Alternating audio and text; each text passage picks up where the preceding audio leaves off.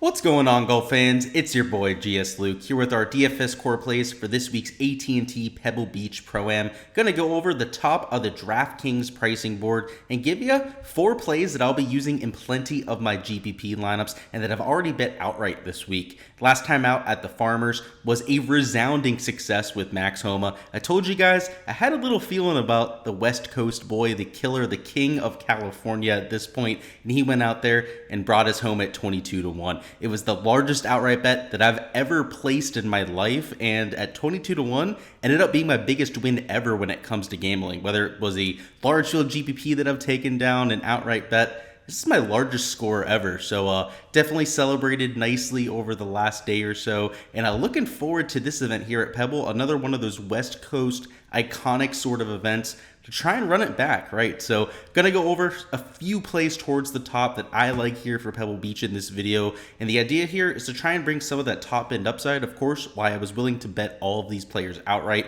but also from the DFS perspective, a few guys that at the very least are going to bring you some sort of value from the game theory perspective. So with a lot to talk about, let's go ahead and get right into these core picks. All right, we've got our projections up, and the first thing I want to focus on here is going to be our key stats. So heading over to that tab, the sort of metrics I'm using this week to identify my top plays. And at number 1, we're almost always going to see shots gained approach. And the thing to hunker down on here are the ranges that we're maybe factoring in a little bit more. And this week, it's undoubtedly going to be that 50 to 125 yard range. It's usually the most utilized bucket just because it includes the 50 to 75, also the 75 to 100, and of course the 100 to 125 yard range. But also because you're going to see a ton of wedge shots from the just 100 to 125 yard range. In fact, 20% of your iron shots around Pebble, the main course this week out of the 3-course rotation, are going to be in that range, so about 20.5% in fact. So that's going to be weighted a little bit more than usual, and it's already the most common range that we see on the PGA Tour. A few other ones to consider. This 125 to 150, you see a little bit more action around Pebble as well. You see a few shots from 250 yards plus. Those are almost exclusively on those par 5s, but because they are some of the better birdie looks around this track, at least the main track this week, I'll remind you, it's not just Pebble Beach Golf Links. That's the main course. You'll see it for 2 out of the 4 rounds, but we have Spyglass Hill, also Monterey Peninsula, the shore course over there to worry about. So we don't want to go crazy with it, right? Want to keep it relatively flat, but there is certainly a little bit more exposure over there on the 250 plus range, which is typically hardly weighted at all, and then that 50 to 125. Number 2 key stat is shots gained putting, looking at POA numbers, also looking at just a few metrics over the last 16 and 36 rounds. Off the tee, a little bit more worried about driving accuracy over distance this week, as all 3 courses are right around 69 to right around 7,000 yards, and a lot more about keeping yourself in play and in position than really wailing away at it and hitting it a long way. A few other ones to consider. Around the green, you have small greens at Pebble and at Spyglass. So you're going to see a lot of shots around the green. Opportunities gained in birdie or better percentage. Both of those especially important when we consider the DFS side of things, which of course, what we're doing here with the core picks in this video.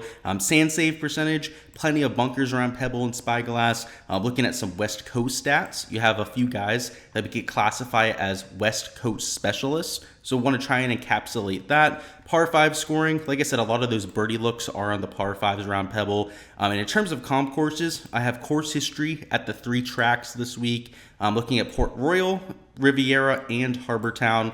All 3 tracks that I talk about exclusively in my video going over the course breakdown this week. So if you haven't already seen that, you want an in-depth analysis of all of these key stats, all 3 courses in rotation this week, make sure to check out the link in the description. You can get a full explanation of how I'm doing my modeling this week, things that you should be considering when you're looking at your DFS plays. And again, if you haven't seen it already, just highly recommend you check it out. But without further ado, let's hop into our top 4 core picks, where at the top of the board, I'm taking Jordan Spieth this week. And if you've been following the channel, that should not be a surprise to you, but maybe the timing would be, because last time out, a lot of people were on to Jordan Spieth. He was actually relatively chalky there, and I was a little bit lower on him than a lot of the industry. And now that he went from first round leader, went full Keegan, went out there, ended up missing the cut last time out. I think a lot of people are going to be hesitant to get there going into the week, considering the course history. I mean, you'd think that Jordan Spieth might be the highest owned player on the slate. And while that's certainly still possible, a lot of people that are looking at the metrics, just looking at pure shots gained models over the last 16 rounds especially, but even over the last 24 or last 36 rounds, might be talked off of a Jordan Spieth. He hasn't nearly been as sharp as you'd hope for a good old Jordan Spieth. So you can see he's gaining across the board, but they're marginal gains, right? Just slightly gaining off the tee and on approach. Around the green, not really doing Jordan Spieth things in that category. And the putter, though it's been a lot better than what we've seen over the last 50 rounds where he was really hemorrhaging strokes last year in 2022, he's still just a slight positive. So he's not really doing anything well. But what I point to here is, of course, the event history, right? I mean, that's the obvious part here. It's why I played him here last year when he finished in second place. It's why I played him here in 2021 when he also finished in third place. And last year and there in 2021, guys, I want to remind you, Jordan Spieth was nowhere near the same player he is today. I mean, he was really grinding at it. I mean, even last year, 2022, was really still having to work at it. It was before the waste management where he really broke out last year, nearly won that golf tournament and, reestablished himself as a force here on the tour. He was still finishing in second and third place. He still finished in ninth place in 2020 when he was really starting to struggle there at the PGA Tour. And over the last 5 years has not missed a cut at this event. So clearly likes the place. Makes sense. He's a world-class iron player, one of the better around the green players that we see on the PGA Tour. And around this track, I think he might go a little overlooked because of that missed cut, because it was so dramatic last time around. So $10,600. I mean, the shots gained metrics, again, they're not going to, really stand out in one category or the other, but he's not hemorrhaging strokes in any one category. The putting's a lot better than it was before. And the recent form, missed cut at the Sony, 13th at the TOC, whatever with that, 15th at the Hero, another just whatever kind of finish.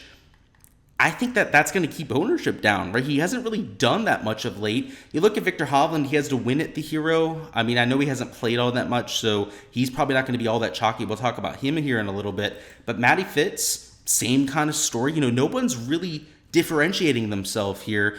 So I think up top, ownership might be a little bit more flat than people expect. And if that's the case, of course, you want to take just the best players available. And that, to me, is a Jordan Spieth. All right, our second core pick is going to be Victor Hovland at $10,300. So the second highest priced player, yes, I'm taking the two guys up top. I'm going to have plenty of studs and duds sort of approaches this week. In the past, you've seen a lot of those studs and duds kind of lineups win large field GPPs. So it's not without precedent. But at number 2 here, Victor Hovland, this all comes down to skill set, and I'm kind of hoping that he's your pivot play up top. Matty Fitz has played beautiful golf over the fall swing. In terms of your form, he's up there with the Hovland, who still has a win on his record. In terms of around the green play, he's quote-unquote a better course fit this week. But what I like about Victor Hovland is when he hits his ceiling, he's not missing many greens to begin with. And around Pebble Beach, the average DIR percentage is close to 73%, which means those top-tier players that are actually getting into contention, you're hitting at least 80%, if not something closer to like 85 to 90% of your greens for an elite tier ball striker like a Hovland. And if that's the case, the around the green play is not going to be a problem. And of late, it hasn't been a negative for Victor Hovland. In fact, over his last 36 measured rounds, he's a gainer in that category, gaining over a quarter of a stroke per round. But the ball striking, doing Victor Hovland things, not really anything out of the ordinary there. The recent form includes a win in 18th place at the TOC, which was very average, but a top 10 at the Mayakoba. Hasn't played all that often, so there is a question mark there when it comes to his availability. Some people linking him to live in that sort of thing, so you got to wonder whether he's fully engaged. But from the shots gained perspective, the event history perspective, he's a little bit, leaves a little bit to be desired, right? He's only played here once in his career, did make the cut and finish in 38th back there in 2020. It's more of a speculative pick, but I'm hoping he comes in relatively low owned. If he's out there striking it like he can, that around the green play is not going to be a problem. He's more than capable of keeping it in play, setting up more than enough birdie looks, and on POA for his career, he's a gainer, gaining over half a stroke per round, which is over half a stroke better than what we've seen from him over his last 36 rounds. So kind of like a Jordan Spieth, he brings that top end upside to the table, and maybe it's wishful thinking with these two, hoping they're going to be a little bit lower owned than they should be. But if they come in, let's say 25% or below, they're going to be no-brainer plays for me this week. And sure, 25%, right, isn't like they're pivot plays by any means, but I think that would be a fair ownership level and something that I'd be personally willing to get that leverage to. Next up, we've got undoubtedly what's going to be an extremely chalky play in Maverick McNeely, $9,600, and the price tag is just completely inefficient. This guy should probably be at least 10 grand. When you compare a lot of the players around him, he's clearly the class out of the bunch there. And what you got to like about Maverick is the putting stats on POA. He grew up on the golf course. His family had a house on Pebble Beach golf links. So that, of course, has a lot of the narrative spinning his way this week. That's why he'll be especially chalky. And the shots gained metrics are beautiful, right? The ball striking, never really going to be a massive positive, but gaining 1.3 strokes per round with the putting. And this isn't per event, right? This isn't like, per tournament gaining 1.3 strokes. This is per round. So sure, he's carrying himself with the putter, but that's just kind of what Maverick does. He's one of, if not the best putter in the entire world, up there with a Montgomery, who I think has joined that elite tier at this point.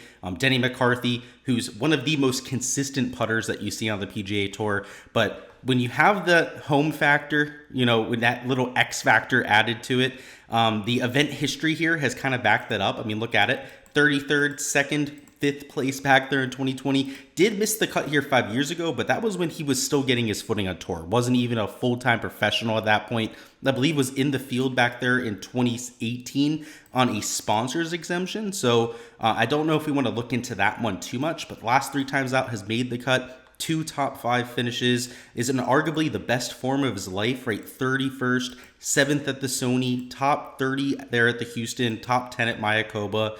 Just if you're going to take a hometown kid, play him when he's playing the best golf of his life on a surface that he loves and at a price tag that's just hard to pass up. So you could tell me right now that Maverick was going to be 35% owned, and honestly, I don't know if I'd fade him. Now, I'm not sure I'm going to play him in 75% of my laps or 70% to get that true quote-unquote leverage that people are looking for, but I would have more than a hard time going out there and fading him at pretty much any ownership level this week. So love Maverick, $9,600. It seems like the community is definitely rallying behind good old Mav McNeely as well, but I think it's well warranted. It's worth noting before we go over our last core pick here, that if you're looking for all of my analysis, all of the modeling that's blacked out on here, make sure to check out the Patreon. There's a link in the description of the video. On there, I post all of these spreadsheets. I post my Patreon, prize pick stuff. I post my Discord server link on there, so you can hop in, interact with some like-minded individuals. A lot of guys talking about hockey. We have some baseball prop guys down there, NBA props that I even post from time to time down there for y'all. So just overall, a community that is bright, willing to help each other, and one that I think you'll enjoy as well. So if you want to be a part of that, check out the description. You get access to everything that's blacked out here. But the last core pick this week is going to be Ben Griffin at $8,600. Another player that, first off, way more expensive than usual. I mean, even Maverick at $9,600. That's a significant step up than what he's typically priced at week to week. Also going to see a significant bump in terms of ownership. But Ben Griffin, he's kind of got that surprise factor to it, that wow factor, now that he's in the 8K range here. I mean, we're used to seeing him at like $7,200, $7,500. So unlike Maverick, who we've seen at $9,500, $9,800 before at events, I think people might be a little bit more hesitant to get to Griffin. So while Maverick's going to be mega chalk, I think that Griffin might also be deserving of being that mega chalk. I mean, my modeling certainly agrees. He's a top 8 pick across the board when it comes to his modeling, whether it's recent form, course fit, of course, total model ranking. The putting on POA for Griffin also isn't a huge strong suit, but it's worth noting that he only has a 2-round sample size. So this negative 0.13 is only reflective of what we saw last week. So don't look into that too much there. He's coming in with form, has the shots gained metrics that we're looking for. When we take a look at it, gaining 0.6 strokes per round on approach, gaining off the tee, gaining around the green, and with the putter, just there's a reason why he was priced up. And if that's going to keep people off of him, make them a little bit hesitant to get to this young up-and-coming stud, then albeit, because the other players in this range are first off a lot more inconsistent and frankly, I think just worse plays this week. I mean, a Kevin Kisner, horrible form. Guys like a Pendrith, a Dean Burmeister, I just think aren't the greatest fits for this course. Taylor Moore, a David Lipsky, he can't tell me they're on really the same kind of tier as a Griffin. He's been a stud for, I mean, at least the last month. Let's take a look at the recent finishes where he's gone 31, 32nd place, 12th place, 29th, 16th. He's made his last 6 cuts out of the last 8 events they're on tour. Just playing a lot of golf and playing a lot of really consistent, solid ball striking kind of golf, which is exactly what we're looking for when we're looking for somebody here in this 8K range. That is all I've got for this week's core picks, guys. Before you hopping out of here, go ahead and comment down below who you've got as this week's winner. Last week, Pax Homa, of course, the guy that ended up taking. This week, I'm going to go with Maverick McNeely. He's the hometown kid coming in with all the form, and I know he's going to be chalk, so don't expect this to always be some out of right field pick like what we had with Homa, who still got plenty of ownership last week, right? It's not like he was a mega pivot or anything like that. But go ahead and let me know your thoughts in the comments. Again, same role as last week. Just can't be a 10K golfer. So 9K range and below, let me know who you've got as your winner there. Of course, I appreciate all the support here on the channel, you guys tuning in to the content. Make sure to smash that like button before hopping on out of here. Also subscribe to the channel if you haven't done so already. That way, you don't miss any of the content in the future. We'll have value picks dropping tomorrow morning, our weekly live stream Wednesday evening at 7 p.m. Eastern time. So you don't want to miss any of that. And all of our showdown and prize picks content throughout the weekend. Looking forward to it, guys. An iconic venue, a field that maybe isn't the strongest for what we'll see on the West Coast swing, but still respectable. Lots of top-end talent, and from the DFS side, guys, plenty of opportunity to be had. So looking forward to it. Best of luck out there, and I'll catch you guys next time for the value picks video.